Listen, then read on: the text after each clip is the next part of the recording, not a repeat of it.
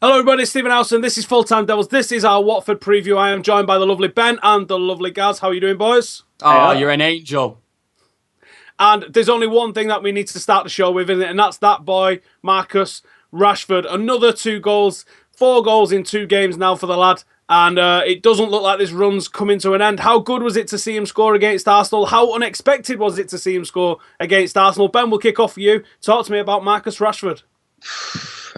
Buzzing. I don't think I've gone as mental as I have since I've moved out here to Dubai, watching a game, watching United play, and seeing them two go. I was sending my mates back home Snapchats of me going absolutely crazy. I mean, it was ridiculous. That header was perfect. The finish, so many strikers blaze them over the bar, but he found the top. It was beautiful. And the best thing about it is he's a young Mancunian lad doing it. And the problem is we've not had that fight all season from someone. We've not had, well, Martial's a great player. Rooney, when he's on form, he's on form. But we've not had a player take a game by the scruff of its neck. And for the past 2 games, Rashford has made it his journey, his mentality to go out there and get the goals and to go out there and succeed. And it's great to see a young lad playing with freedom like that. His pace, his power, his finishing. And as you said, I think in a review, his finishing isn't even his best attribute, which is ridiculous that he scored 4 in his past 2. It's the sun on a rainy day. Yeah, it's the sunshine on a rainy day, isn't it? It's amazing to see. Gaz. Yeah, Ben said it right then, sunshine on a rainy day. Obviously, brilliant to see a local lad doing it. But not only that, he's actually, it's sort of like a case of, it's not just that the balls fell to him, luckily, and he's managed to get it in 4 times, which does happen with some young players. He's actually playing very, very well in the team. His positioning's been fantastic. That header that he scored against Arsenal, I think if that was me in that position and you could freeze time and I could have as much time as I want to pick where I'm going to put that ball, I still wouldn't have been able to get it in as well as he managed to get that in. Perfect instinct decisions. He seems like he's a very good instinct striker, got a lot of pace on him, not afraid to take people on. Sort of, in a way, like Anthony Martial. I'm not saying he's just as good as him, but he seems like he's got those similar abilities. And yeah, good to see another academy player coming in. And I'm glad that he's made me eat my words, because before the Arsenal game, I was thinking, can't start him in this game. This is too big a game for him. We can't have him anywhere near that lineup. Put Memphis up top. Don't play Rashford. Put someone else on the left. We can't play a young lad. He'll just get drowned out. And then he absolutely made a mockery of them. He's been absolutely fantastic. And now I can't say you can't play him in the next game again, because I'll just end up getting proved wrong again. So yeah, play him as long as he's in form. Play your in-form players. But I do think when Anthony Martial does come back from injury, he has to take his place in the team, just because over the season he's been absolutely fantastic. But Rashford, we've got a very good talent on our hands there and a very good backup striker. I completely agree with what both of you are saying there. Sunshine on a rainy day is what it is. But I think he brings more than just what he's done in terms of finishing. And that's what I've always liked about Marcus Rashford, was he plays angry. That's what he plays like you've just robbed him, and he wants it back. And if you've got the ball and you're a defender, then you're going to be under pressure when Marcus Rashford is in your vicinity, because all he sees is chase it. He's like a dog, isn't he? When there's a ball in the vicinity, he's got to get it. He doesn't understand about tiredness, doesn't understand about saving himself. He's just after every single thing.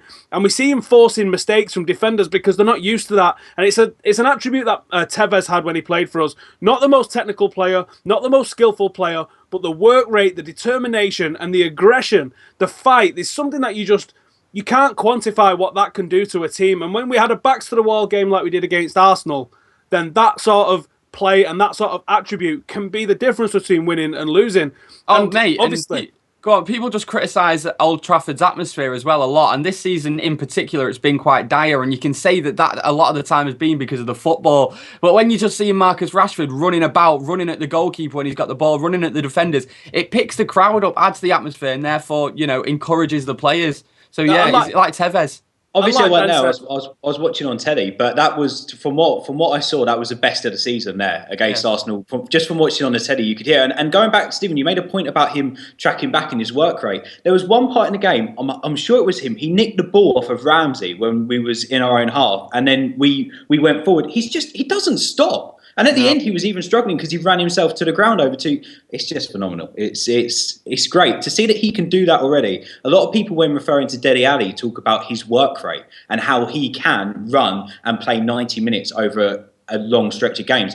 Rashford's looking like he could do that. He could play long stretches of games, which is great because you don't want a 60-minute striker, do you?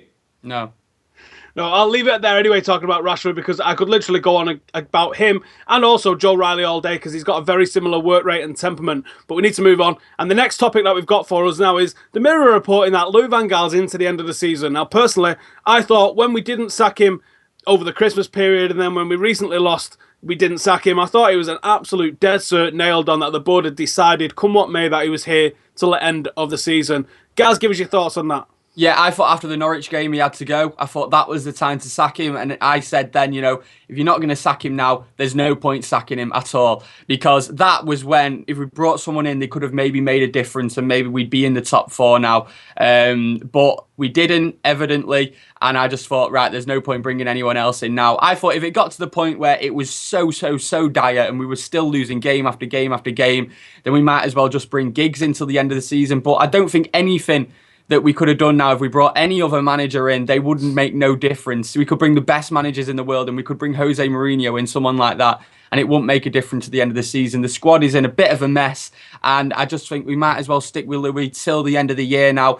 Look, I'm not saying it's going to happen, but if Louis van Gaal can get us into a top 4 position or win the Europa League and get us in the Champions League next year, that's an option, then I think he can leave Man United with his head held high, to be honest. I know that it's not necessarily a massive success story this season. For me, the minimum with the amount of money spent and the fact that we've had to watch some pretty poor football, the minimum was to be challenging for the title. So with the fact that we've not done that means that for me, he deserves to not really be in charge of Man United next season. But if he can somehow get us in the Champions League, then he's put us in some great stead for the future with the young players that he's brought in. But that's a massive but. And yeah, like you say, I don't think there's any point in getting rid of him. I do think he's there till the end of the season. Ben, what do you think on that? For me, he's going to be to the end of the season. There were 2 defining moments, Norwich and Stoke back in December. I thought after Stoke would have been a perfect time, but that didn't happen. Then obviously later on, we went on that really bad run of games again, and it didn't happen then. So yeah, look, in some weird ways, is top 4 over? I've never said top 4's over. I don't think it is over. I think Arsenal are showing their demise a little bit. Can we maybe get them on the run? I mean, we always look at teams below us, but how are the teams above us doing? I mean, I know City obviously won a trophy the other day, but Pellegrini ain't asked about the Premier League now, is he? I don't think he is. So is there a chance we can get to top 4? Look, there is still a chance we can get top 4. Looking at teams left in the FA Cup, is there a chance we can get to the final? Yes, there's a chance we can get to the final. Looking at Europa League, look, if the club and the team want it enough, again, there's a chance we can get semi-final, final. So this season can be salvaged, but the problem is now is what Louis van Gaal has done cannot be written out of this season ever. It's always going to be there. The poor football, the lackluster performances, the heart that has been stripped out of some players, the heart that he hasn't got on the touchline. I mean, the best moment against Arsenal was when he fell over on the touchline. I mean, because we saw that passion from him. So look, he has to go at the end of the season for me, no matter what happens now. But he can save himself some pride. He can save the club some pride. But we do need someone else to take us forward. That's my belief, anyway. When was it that we played Tottenham at the end of last season? When about was that? Was that end of February, early March? It was early on. I kind of get the feeling it was early March, something like that. Because if you remember then, that was when we really kicked in some awesome form. We got another good win. Was it against Liverpool? I can't really remember. 6 on the bounce, I think, and then we lost 3 or 4 on the bounce after. I'm not saying that it's going to happen this year, but you know, you look back at that and you think if we can get 6 on the bounce like that this season, if we can get 6 on the bounce now, then I think we will be in top 4. He can salvage some pride. People are dropping points left, right, and centre. He can grab some pride back. He can sort of install a little bit of confidence into some of the players ahead of Mourinho or whoever's coming in. You don't know who it's going to be. So look, there's still a job to be done, and it's not over at all. It's not over at all. There's still games to go, isn't there? So it's not done. The crazy thing is, we're still in the running for the FA Cup, the Europa League, we can still get into the top 4. I think City are going to crumble. We saw it in 2002 when Sir Alex Ferguson handed his notice in, that United just inexplicably fell apart, and that was with a team which had Beckham, Giggs, Scholes, Keane. So I think this Manchester City side could have a very similar end to the season, and I don't think we're going to improve that much where we're going to steal Arsenal's place or steal Manchester City's place, but I do think they're going to drop a little bit where one of them could come out, which seems insane, doesn't it, to say it, but Tottenham look awesome. Leicester look like they're probably going to hold on and win the league, which I would love. Arsenal, we know the mental fragilities that Arsenal have got. It was evidenced again at weekend when they've got the opportunity to take the league and they just don't want it. City are all over the place and actually got worse form than we have since November, which no one's saying anything about. You just believe this is the problem. Before the Arsenal game, everyone was writing us off. It happened. We beat them. We beat them with our youngsters. Who knows? I don't know though. It's been a crazy season. I know what United are like this year. They have one good performance and then they just go back to rubbish. So I'm not getting excited anymore, to be honest, for the end of the season. I'm not booking tickets for Wembley or for Basel. Yes. But I think you got to be open-minded and you got to say, as crazy as this season's been, a little bit of a run, a little bit of luck, which we've not had, and there is an unknown element and an unknown quantity about some of these young lads coming through. If I'd have told you Marcus Rashford's going to make his debut and he's going to score 4 goals in 2 games, you'd have gone, think you need to see your nurse, mate. But that's what he's gone and done. So anything is possible, and I believe we've got even more talented players in the academy and in the under-21s like Pereira and that. So there's every chance that we can still go on and do something as unlikely as it probably is this season. Which leads me sort of clunkily onto our starting 11s.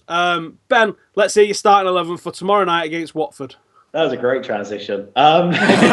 Seamless-ish. It was great. It was like it happened naturally. Who's injured, who's not? So I read on BBC Sport this morning. Everyone and no one? Yeah, there we go. Is Phil Jones available? No. I'm looking Smalling and Martial apparently both are out according to BBC, but who knows?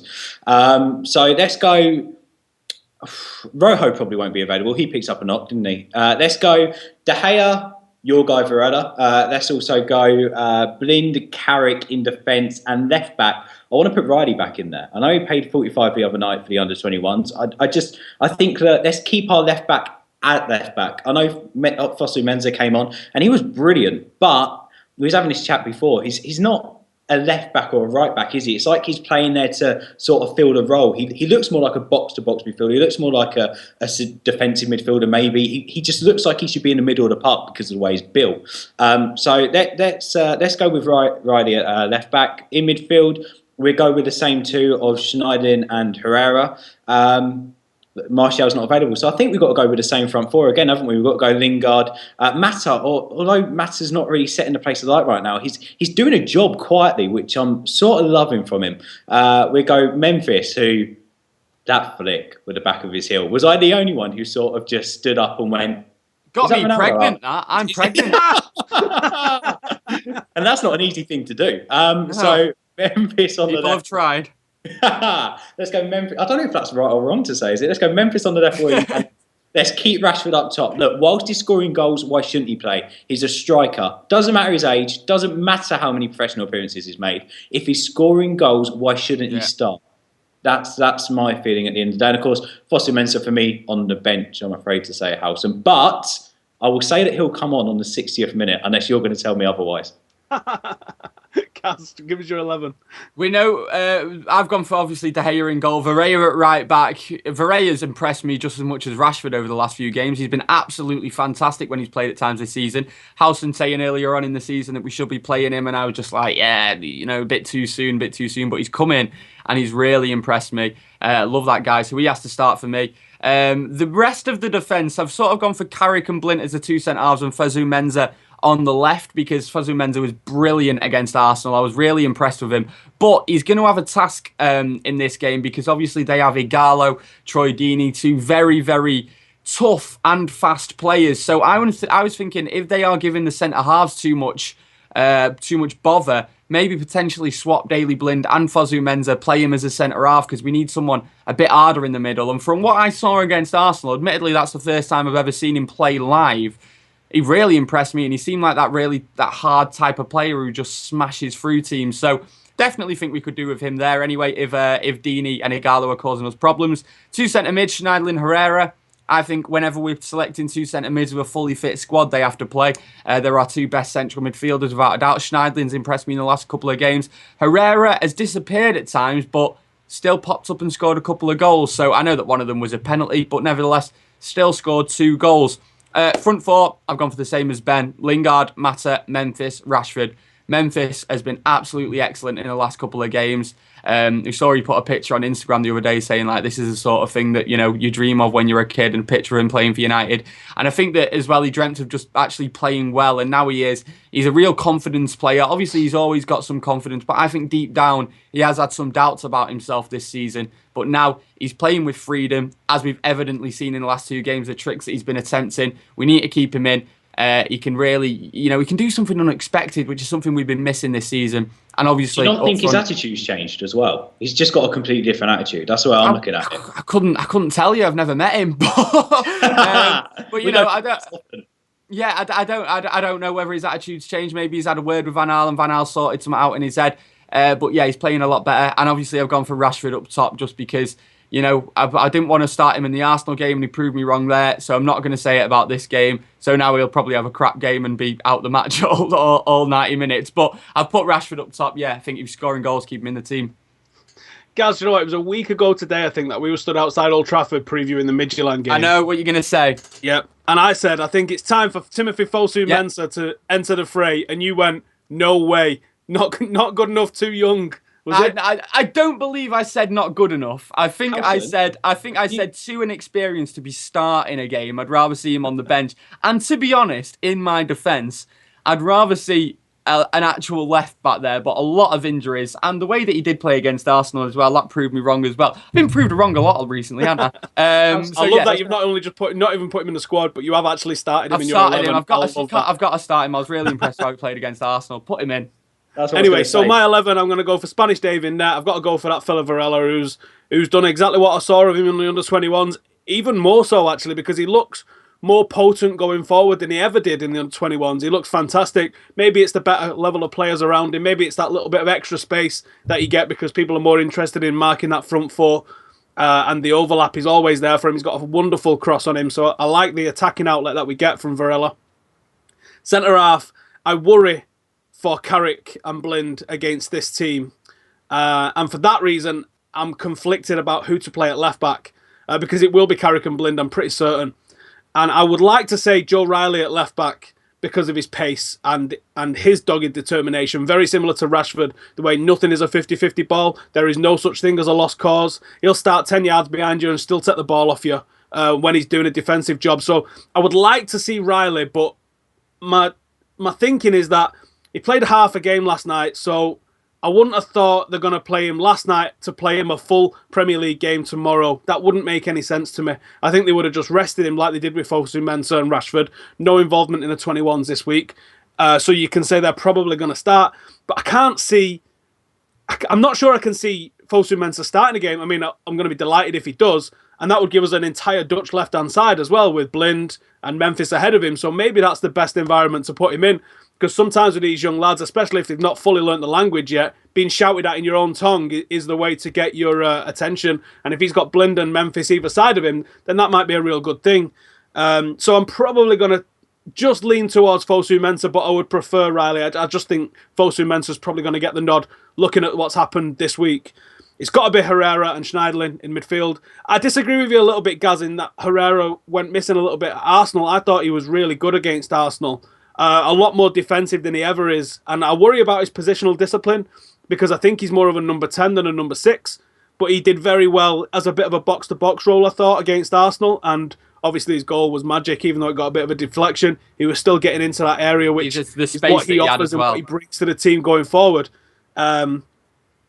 I would like, again, to see Pereira in the side. And I'm not dropping Lingard. I've said this now for like the last 3 weeks. I don't want to drop Lingard. I just want to see Pereira given the opportunity that everybody else is getting. Because I think the potential of Pereira exceeds almost everybody else at the club. I think he's such a wonderful player, such a technical player. It's like a night off for him when he's playing in the under-21s. He's far too good for that level. He needs Premier League games. He's got to get in the Premier League. but I don't think he's going to do it. He played the full game last night, so it's going to be Lingard. In the middle, it's got to be Mata. He's one of the only experienced players we've got, so you've got to go with him. Memphis is on absolute fire at the moment, and I don't know the full reason for it. Ben, you mentioned it might be a change in his attitude. That's possible. It could also be that he's got a run of games with no threat to him at the moment, because there was a bit of time where Memphis and Martial was getting swapped in and out. When was the last time we saw him have 3 games on the bounce? I think that's important. So Memphis on the left, and I can't play anybody else apart from Rashford up front. 1, because we haven't got anyone else to play, and 2, because the guy's bang in form, and what an achievement it would be if he manages to repeat what he's done in the last 2 games at Old Trafford. So that's what I want to see. As for the bench, Matty Willock's on the bench. I hope that's the next academy player coming through, but I have no idea if that's going to be the case. He was missing from the 21s. He might just be injured. Which moves us on to our opposition. Ben, talk to me about Watford. What do we need to watch out for? How are they going to bring it? We had a tough game, didn't we, down there? Last minute Schweinsteiger, Bastian Schweinsteiger goal, which was lovely, but still, look, they're going to set up to defend. They're going to set to get some sort of result against us, whether that's a point or 3 points on the run. But look, I don't think we should be too threatened. Deeney's a handful, but if we keep Schneider, he plays more or less behind Igalo, don't we? So if we keep Schneider around that area, it should be fine. Igalo, again, he's someone who loves scoring goals. He's fast, pacey, he's got great movement. But I think also, which isn't going to help us, isn't he a United fan? I'm sure I remember a quote of him saying in January, the only club he'd leave Watford for is United. So who knows? He'll probably score. I tell you what, we could do worse than him as well. I think he'd be a good backup option for United, but now he's got first team Premier League football. I don't know whether he'd be happy doing that. But yeah, he's a great player, that Igalo. I really rate him. It's at times where you think he's lost the ball and he's still going at you, using his strength, using his speed. Definitely, I worry about him with the likes of Carrick and Blint as the 2 centre-halves as well, and the inexperience of Varela and Fosu Mensah. That's what the back four that I think will play. So yeah, he's the big danger man, and they gave us a lot of problems at their ground. We needed a last-minute goal to win there, so I do think they'll cause us some issues, but if we get an early goal, we should thrash them.